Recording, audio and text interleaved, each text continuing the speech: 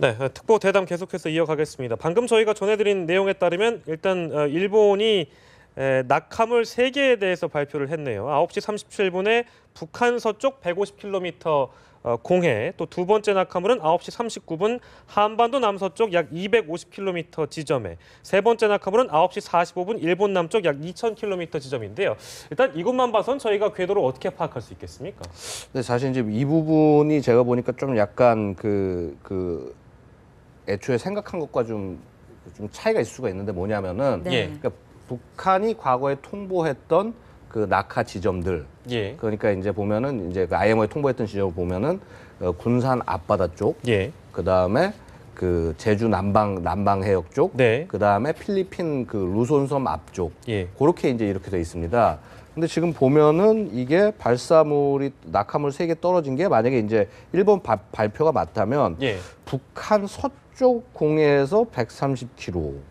그러면은 약간 그 우리가 애초에 생각했던 그 군산 그쪽 지역보다는 통보했던 지역보다는 네. 조금 더 그 위쪽으로 볼 수 있지 않을까 이렇게 예상이 됩니다. 그래서 지금 사실 예. 이 일본 정부가 얘기하고 있는 지점이 정확히 어딘지 예. 그거를 파악을 함으로써 예. 그 이제 그 낙하한 지점을 잘 연결을 해서 보면은 예. 떨어지는 그 률이 있기 때문에 예. 그 점들을 연결했을 때 이 어떤 궤도를 좀 추적을 할 수가 있다. 예. 그러면 이제 이 궤도를 보면서 이 로켓의 추력이 어느 정도 되는지 그리고 이제 실제로 그러한 페이로드는 어느 정도 되는지 이런 부분을 추정해 볼 수 있지 않나 싶습니다. 네. 네. 근데 보통 저희가 그러면 생각하기로는 지금 발사가 이루어지고 한 30분, 40여 분 지나서 이런 어떤 낙하물의 궤도를 좀 알아볼 수 있고, 그러면 네. 완벽하게 성공 여부라는 것은 저희가 언제쯤 알 수 있게 되는 겁니까? 어디요? 그러니까 사실은 지금 이 로켓 발사 과정은 거의 다 끝난 거나 예, 마찬가지입니다. 왜냐하면 실제 아마 이제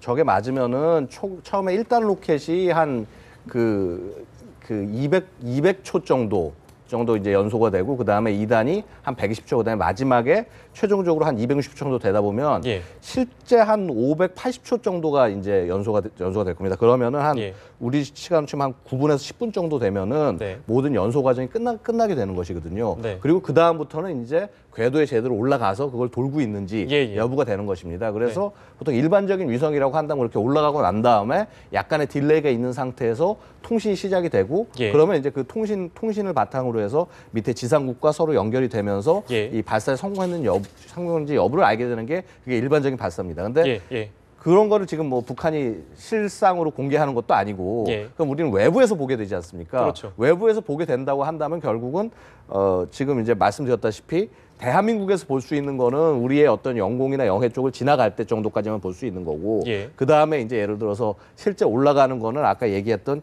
2단 그 분리체가 떨어지고 난 지점 다음 지점부터가 이미 이제 그 대기권 뚫고 올라가서 안정적인 궤도에 올라가는 시기니까 예. 거기를 보려고 그러면 그걸 볼 수 있는 자산이 있어야 되는데 네. 대한민국은 그게 없습니다. 결국 그건 미국이 갖고 있는 거고 예.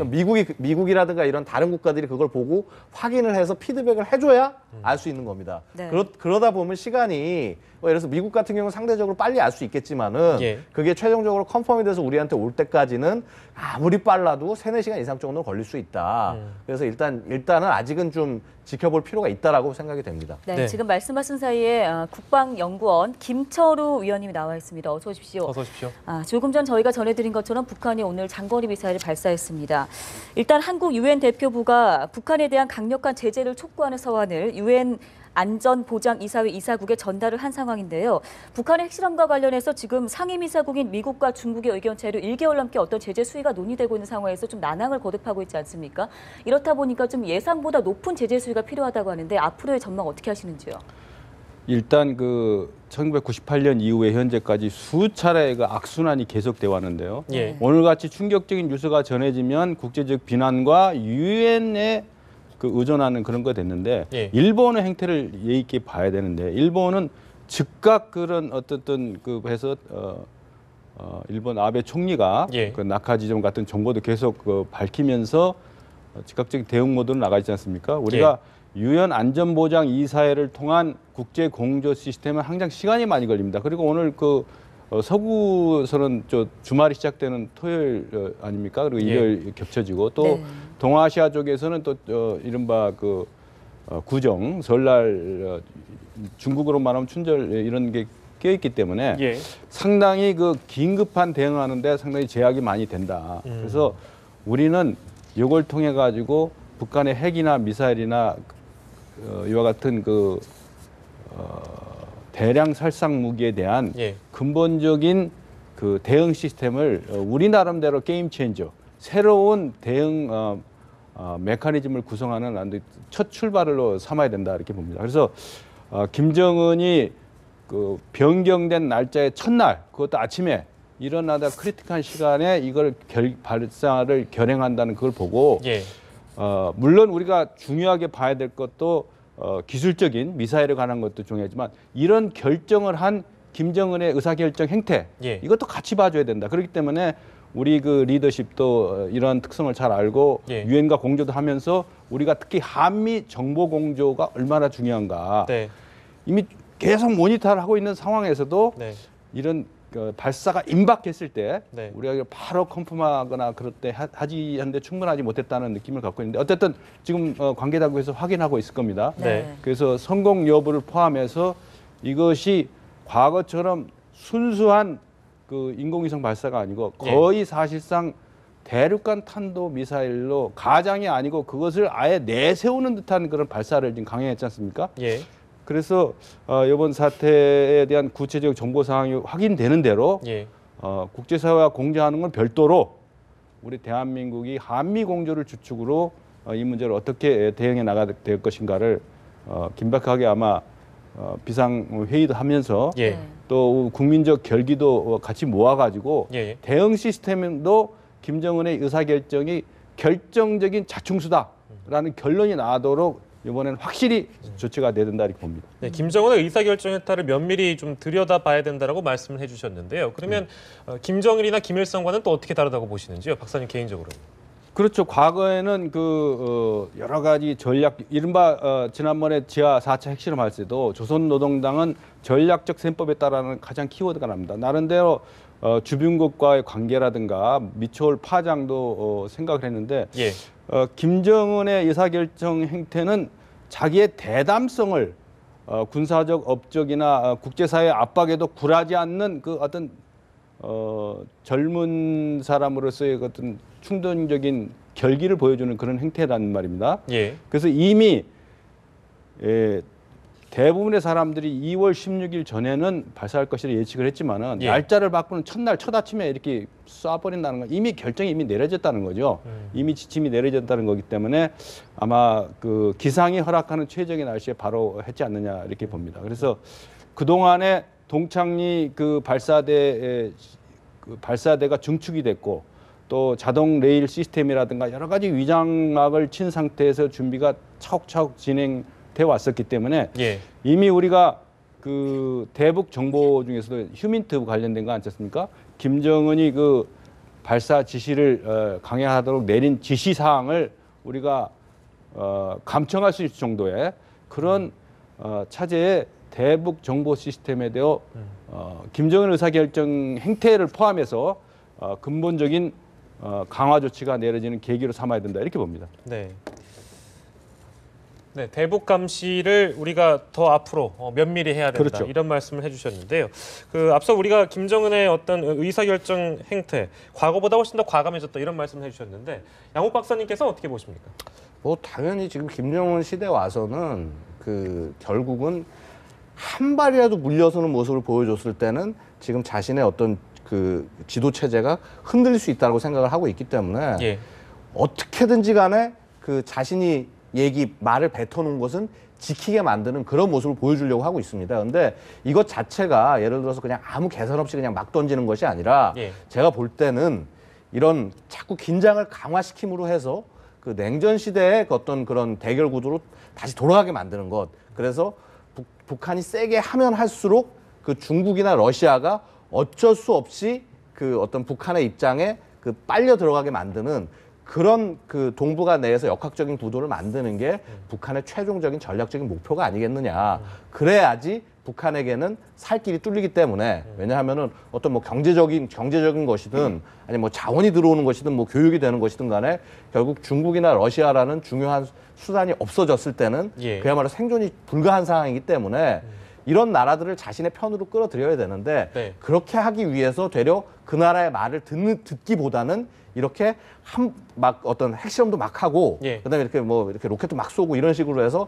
긴장을 잔뜩 불러일으키고 이렇게 긴장이 일으켜지면은 이쪽 그 동북아 지역에 뭐 예를 들어서 미군 전력이 많이 몰려올 것이고 예. 그다음에 일본은 이걸 계기로 해서 재무장을 하고 네. 그럼 중국이 제일 경계하는 것은 사실은 이 동북아 구도화에서 일본이 재무장하는 걸 제일 두려워합니다. 그러니까 뭐냐 하면 이미 이게 전략적인 중국의 기조인데 중국이 6.25 전쟁에 참전을 하면서 들어오면서 북한을 도와주면서 하면서 제일 먼저 걱정한 것이 혹시라도 이렇게 6.25 전쟁이 일어나고 했을 때 일본이 재무장을 해서 들어와서 같이 싸우는 거 아니냐. 그걸 제일 먼저 걱정을 했다는 겁니다. 네. 그럴 정도로 뭐 지금 보면 예를 들어서 센카쿠 열도 문제를 놓고도 지금 양국이 지금 굉장히 충돌을 하고 있고요.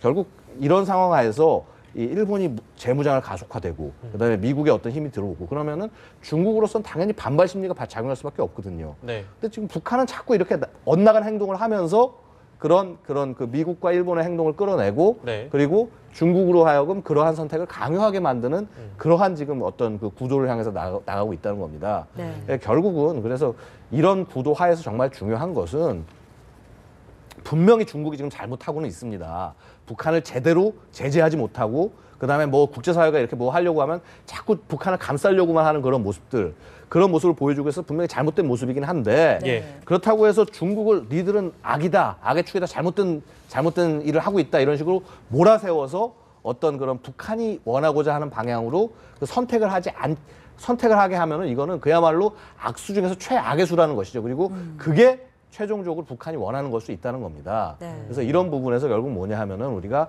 중국의 변화를 유도를 해내는 건 당연히 중요하고 한데 이 과정에서 중국을 악마를 만들면 안 된다. 우리가 지금 많은 국민들이 지금 솔직히 흥분하지 않았습니까? 예. 뭐 중국이 무슨 와서 뭐 대한민국은 사드 같은 걸 가지면 안 된다는 등 뭐 굉장히 여러 가지 우리의 그 어떤 국민 정서를 자극하는 이제 그런 투의 얘기들을 하고 있는데 예. 근데 그런 것에 우리가 흔들리지 말고 어쨌거나 오히려 우리가 더 대국적인 자세를 견지를 하면서 예. 중국의 잘못된 행동들 같은 것들을 최대한 이렇게 뭐 그 너무 대놓고 비난하지 말고 물론 잘못된 거는 지적은 따끔하게 해주되 네. 하지만은 큰 길은 우리와 향해 같이 가자라는 그런 스탠스를 통해서 자꾸 끌어들여야 될 필요는 있다라는 것입니다. 그리고 사실 우리가 언제부터 그렇게 중국과 친했습니까? 사실 그렇게 우리가 자꾸 뭐 이렇게 대화가 있고 뭐 대통령이 가서 뭐 이렇게 그 방중도 하시고 이래서 이전보다 이해 폭이 넓어질 기회가 생길지 몰랐지만은 예. 양국의 국가 이익이 일치하는 일이 있을 수가 없는 것입니다. 네. 그래서 이런 부분을 생각을 했을 때 그래서 결국은 어떤 그 우리의 이해 관계에 맞도록 최대한 중국을 이렇게 끌어들이려는 그런 노력들 이런 노력들은 분명히 의미가 있다. 근데 하지만 예. 중국에 대해서 너무 기대를 해서 그래서 우리가 흥분을 하거나 네. 이런 일은 있어서는 안 된다라고 말씀을 드리고 싶습니다. 중국의 태도를 유도하는 변화가 필요하다는 건데 중국 당국의 그런 대북 설득 능력이 실효성을 거두지 못했다라는 그런 의견에 대해서는 김 의원님께서는 어떤 의견이신가요? 그렇죠. 이 공산주의자들하고 어떤 협상이나 압박을 가할 때는 겉으로 드러나는 것보다는 물밑에서 이루어지는 것도 잘 봐야 돼요. 그래서 지금 이른바 이 동북아 한반도를 중심으로 한 동북아에서 일어나는 것은 고도의 폴밀 게임이다. 정치 군사적 전략 게임이거든요. 거기에 고려해서가 이제 외교라든가 이른바 다임이라고 하는데 외교, 정보, 군사, 경제까지를 다 고려해야 돼요. 아마 대부분의 국민들이 야 경제에 또 뭐 큰 문제 있는 거 아니야 이렇게 생각하는데 예. 이제 중요한 것은 말이죠. 이 겉으로 드러난 그 외교적인 수사, 외교적인 언사, 우다이가 방문해서 좀 하지 말라라든가 하지 말라로 갔는지 아니면 니들이 발사하고 나면은 우리가 일정 부분 그 유엔하고 같이 제재를 공조할 수밖에 없다. 그러나 실제 우리 내심은 이거다. 그러니까 이해해라고 이렇게 했는지도 모르는 겁니다. 예. 그래서 가장 중요한 것은 기만적인 요소. 예. 기만적인 요소를 우리가 과소평가해서는 안 된다. 그래서 이 정치, 군사, 외교 뭐 여러 가지 경제 요소 중에서 예. 가장 중요한 건 기만적인 요소, 그다음에 그 정보 공작적인 요소 예. 이런 것도 같이 생각해야 된다 이렇게 봅니다. 그래서 저는 극단적으로 이렇게까지 생각해 봅니다. 예.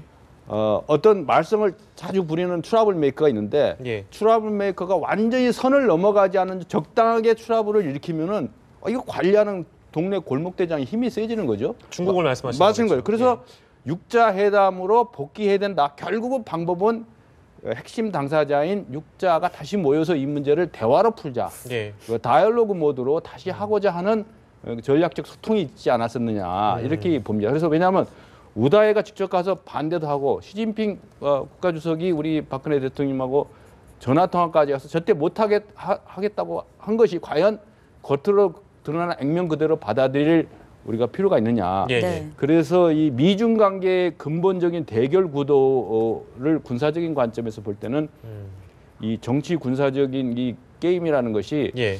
이 우리 그 겉으로 나오는 그 외교적 그 수사나 행동 그것만 가지고 봐서는 큰 오류를 범할 수가 있다 이렇게 봅니다. 네, 지금까지 있었던 이제 중국의 역할에 대해서 좀 짚어 주셨는데요.